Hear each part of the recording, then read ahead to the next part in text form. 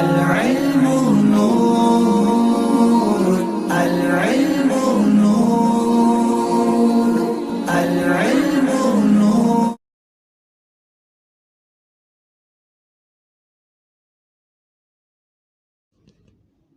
محترم سامعین ناظرین، قیامت کا دن ہوگا. رب تبارک و تعالیٰ کے پیارے فرشتے حساب و کتاب لینے میں مصروف ہوں گے. ہر ایک کا حساب کتاب ہو رہا ہوگا. ایک بندے کو فرشتے لے کر آئیں گے. نامہ اعمال چیک کیا جائے گا. نامہ اعمال کے اندر سارے کے سارے گناہ ہی ملیں گے، کوئی نیکی نہیں ہوگی. رب تبارک و تعالیٰ ارشاد فرمائے گا، اے پیارے فرشتوں، اس کے اعضاء کو چیک کرو کہ کیا کسی اعضاء نے دنیا کے اندر کبھی نیکی کی ہے. فرشتے اس بندے کے ہاتھ دیکھیں گے، ہاتھوں کے اندر بھی کوئی نیکی نہیں ہوگی. فرشتے اس بندے کی قدم کو دیکھیں گے کہ اس کے قدم کبھی نیکی کی طرف چل کر گئے، کوئی نیکی نظر نہیں آئے گی.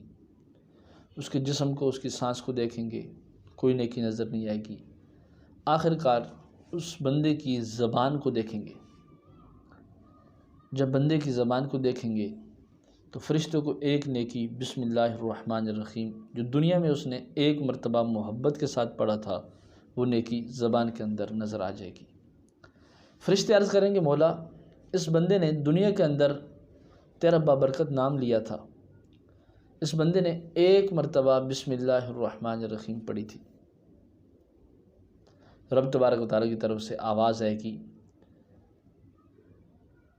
کہ اے پیارے فرشتوں، اس کو جانے دو، میں نے اپنے نام کی برکت کی وجہ سے اس بندے کے تمام گناہوں کو معاف فرما دیا ہے.